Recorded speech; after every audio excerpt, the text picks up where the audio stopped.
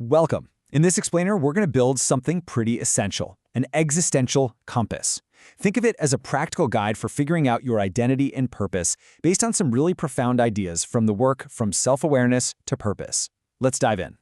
So we have to start with the big one, right? It's a question we've all probably asked ourselves in a quiet moment. It really is the foundation for everything else we're going to talk about, so let's get right to it. Okay, so where do you even begin to answer a question that huge? Well, we start with the one and only thing in the entire universe that you can be absolutely 100% certain of. And here's the key idea. Everything else, and I mean everything, might be a dream or some kind of super advanced simulation. But the experience of being you, right here, right now, that is undeniably real. Thinkers from Descartes, I think, therefore I am, to modern neuroscientists like Sam Harris, they all land on this one solid point. This immediate awareness is our anchor in reality. This quote from Carl Sagan just puts it all into perspective, doesn't it? It reframes what your awareness even is. You're not just some isolated little consciousness floating around. Your experience is literally the universe, made of stardust, waking up and looking at itself from your unique point of view. Your inner life is a fundamental part of reality itself. All right, so we've got our anchor in the present moment. Now let's take a closer look at an idea that feels so incredibly real and intuitive, the idea that you are a single, constant self. It turns out, psychologists like Daniel Kahneman have shown that we actually have at least two different selves running the show. There's the experiencing self, which lives from moment to moment.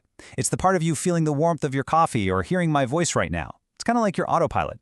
But then you've got the narrative self. That's the storyteller in your head, the one constantly weaving together your memories and future plans into this epic movie called Me.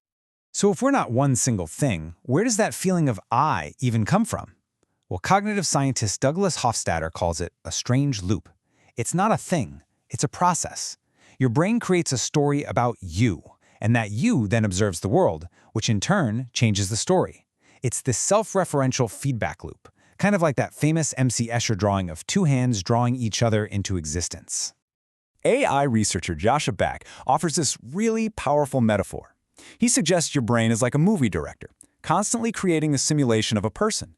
And you're not the director, you're the main character.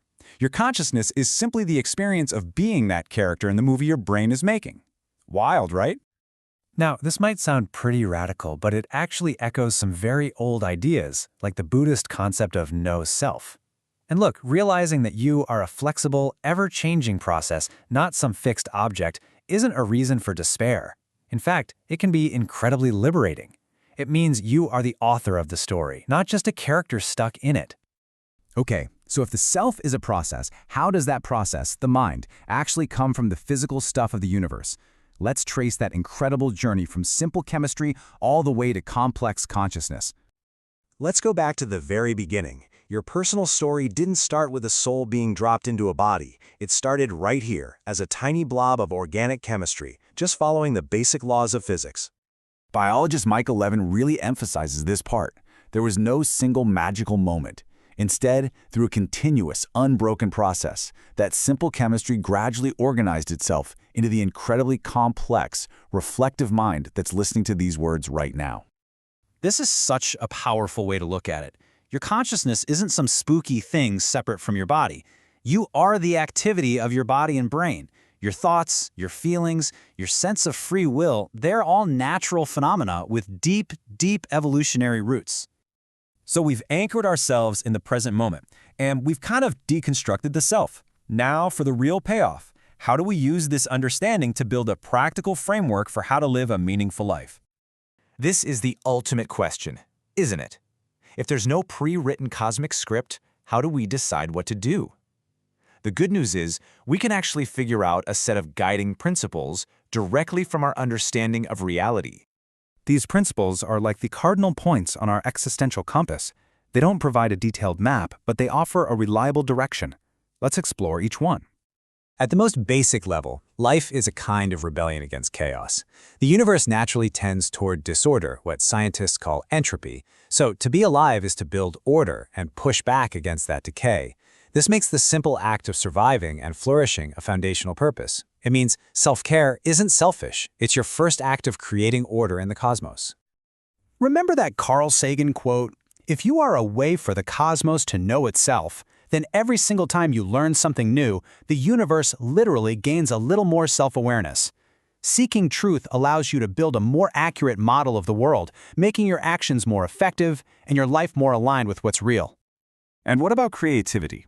Well, when you create something, a piece of art, a new idea, a supportive friendship, even a well-tended garden, you are taking part in the universe's incredible tendency to build more complex and interesting things. You are making your inner world real, adding your own bit of richness and order to existence. And finally, compassion. When you really recognize that your own conscious experience is the most real and precious thing you have, you can't help but extend that value to others. Realizing that every other person has their own unique and vivid inner world just like yours is the foundation of compassion. It's not just a nice feeling, it's the most rational response to our shared reality. Ultimately, this whole framework isn't meant to give you all the final answers.